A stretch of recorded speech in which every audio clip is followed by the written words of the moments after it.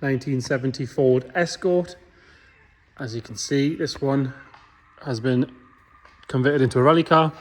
It's running a 16 valve Zetec engine, safety devices, cage, O&P seats, all that sort of stuff. We'll point it all out as we go around.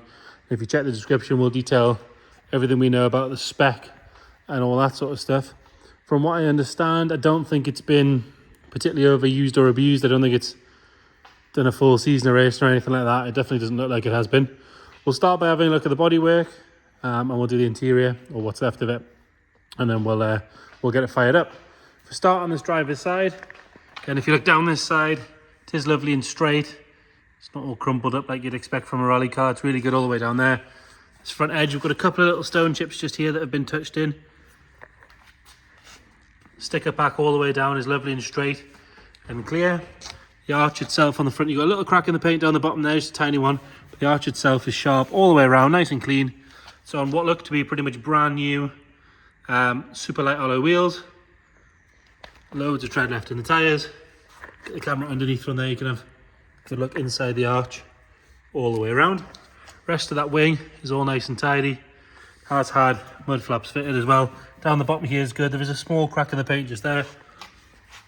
And there's a little bubble just starting here and there. Going along the sill. Apart from a bit of road grime, it's not too dirty, is it? Nice and clean and straight along there. A little bit of dirt and things there.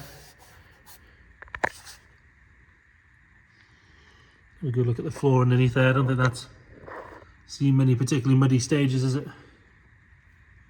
It's generally pretty good under there. Continuing down the driver's side, nice and clean and tidy on that door. Got a little bit of a run in the paint at the bottom of the gutter there, but the rest of the gutter is all nice and clean, as is around the screen on the scuttle. Looks to be a relatively new seal and trim in there as well. On the top, that's all good.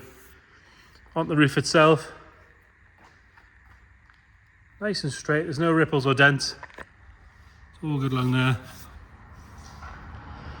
All the glass on this side, it is still glass as well, it's not perspex. It's all nice and clear and stamped up. Rear door, it's lovely and clean along there, there's no real marks to note there. And then along the bottom of the sill here, all nice and tidy, going into another sharp arch all the way around. There's a little chip in the paint there, which has been touched in if we're being really picky. And another good super light wheel and tyre.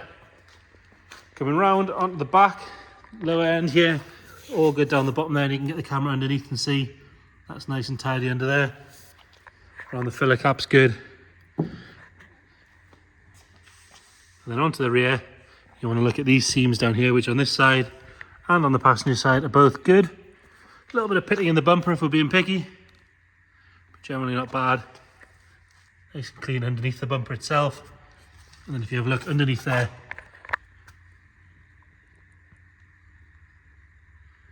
apart from a bit of road dirt, it's pretty clean under there. We do have a white pack reverse light which does work. I've had that on before. All your tail lights are clean and clear and bright. No marks on that tailgate, or boot lid if you like. Although we haven't been able to get that open, so we will keep working on that and put a picture on when we get into it. Nice and clean on this seam here, and on the bottom of the screen on this side. There's a little crack in the paint just on this seam. The rest of the rear screen is all good. Get a good look on the parcel shelf there. Obviously got a checker plate, bulkhead, fire extinguisher. You can see the inside of the scuttle panel again is nice and clear and clean. Round on the passenger side, and again we can pop the camera underneath on this valance. You can see that's all nice and tidy along there. And then this rear arch, nice and sharp. Another good wheel and tyre. Look up this side again, nice and straight all the way up. Have another look at the roof. Comes with a free fly, there you go. Roof is nice and straight. Gutters are nice and clear, as is the glass on this side as well. No real marks to note on either of those doors. Got a little scuff down the bottom there. We'll have a look at the sill from this side.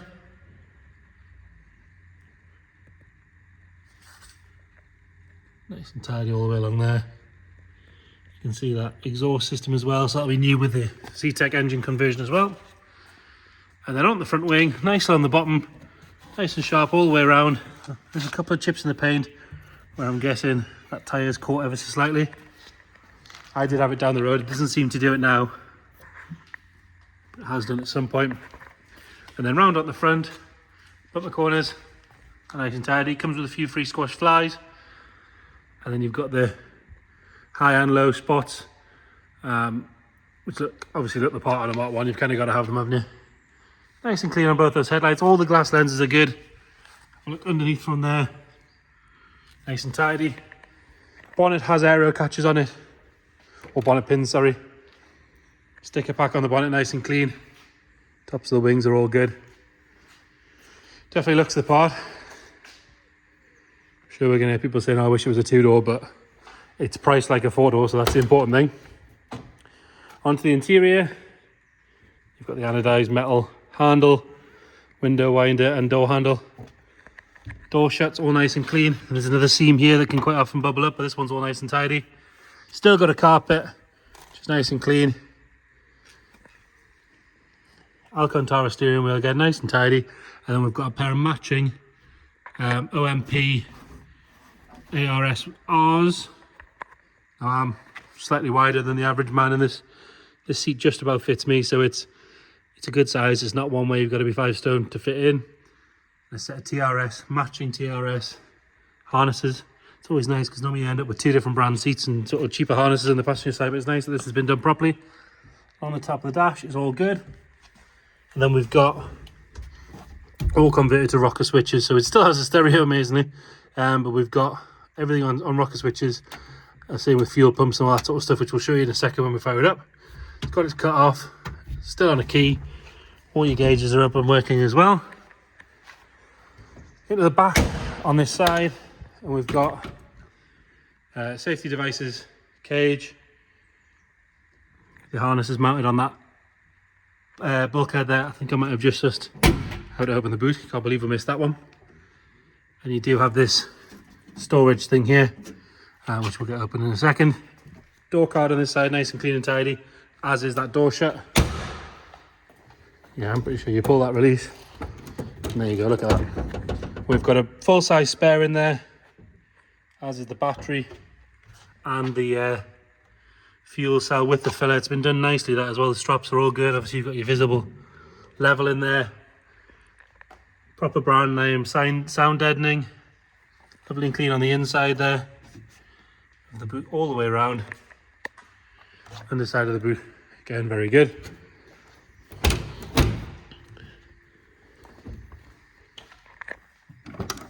And then rear passenger side, nice and tidy. They've all got like the sort of suede Alcantara door cards, which are a nice touch. Lovely and clean on that door shut. It's got the right brand name on the cage. All your fire extinguishers are in there. No headlining, obviously. All the doors shut nice, you're not having to slam them. Shut with just the right amount of force. Nice and clean on both seats. They haven't seen much wear at all, those. If we check the stamps, 2021, so they're not old at all. Footrest everything down here, and it does have your race car style heater, which is a nice touch as well. Always useful as well, obviously, when they've taken it out from when they've done the engine swap. Warm day on a stage or just taking it out for a cruise, you're going to be thankful of that. And then under the bonnet, we've got that 16 valve Zetec conversion. Lovely and clean on those inner wings, all the way around. Nice and tidy down there. Heat wrap on the exhaust, but it looks like it's been a nice job on the exhaust. If you check the description, we'll detail all the spec on it. Now if we jump in here, I'll show you the starting procedure. We've got some dodgy camera work while I hop in. Sorry about that. So it's cut off on, ignition on, and then you've got 2 rocker switches down here. Flick both of them on. Starts on the button. So it's showing 3,952 miles on the Odo, which I'm guessing was zeroed when the car was built. We'll check all that out and put it in the description for you. But you do have all of your rocker switches, a reverse lamp, which like I say works, screen wash, wipers, spotlights at the front, on the top, which you've seen there now on, and then the bottom ones as well. Leave them on, we'll have a look at them in a second. Leave the reverse one on. And your interior lights, so we've got oil pressure sitting just below 80, give it a little rev. That'll sort of go up a little bit and come back down. Water temperature showing you, obviously we've given it a proper cold start. Volts, RPM, fuel gauge, all the stuff you need to see. And then we're going to have a bit more dodgy camera work while I clamber out there. See, nothing nasty flying out the back. Got your reverse light on there. And we'll nip around the front. All those lights are on, working as they should. So there you have it. Mark 1 Escort, Zetec conversion, which is the conversion I have these days.